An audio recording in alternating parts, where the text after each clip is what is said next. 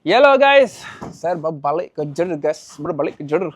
Okay, so saya ada ni, kita buka tengok mana saya punya gunting. Dalam 1-2 hari je dah sampai dah. This is the new range of Kalis Lab punya olive oil guys.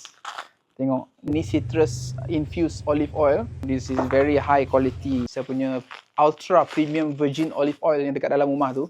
Every morning saya take 1 spoon, okay, for anti-inflammation. Nah, dia tinggi polyphenol kan, tinggi dengan antioxidant for anti-inflammation, anti radang. Okay, so sini tengok saya ada 5 botol shots ni. Boleh bawa letak dalam bag pergi kerja kan. Nanti saya nak run guys.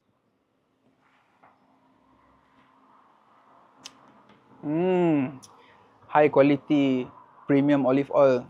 Awak boleh rasa dia memang berbeza guys. Right. Nice. Rasa dia okey, ada rasa mild orange flavor tu. Dia tak sepedas yang Domaine Adonis yang saya ada kat dalam tu, yang ultra premium tu. Oh Allah. Nervous. Okay, yang saya ada dekat dalam tu memang rasanya polyphenol level dia memang tinggi lah. Tinggi sebab dia sangat-sangat pedas. Yang ni nice, just nice. Okay, so saya letak dalam bag je. Saya ni kalau workout kan, saya prefer workout perut kosong.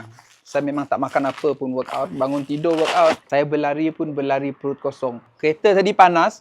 Jadi ni ada lagi. Ghee ni cair. Kita letak dalam, nanti dia akan jal balik. Okay, so ghee ni guys memang sebelum saya workout.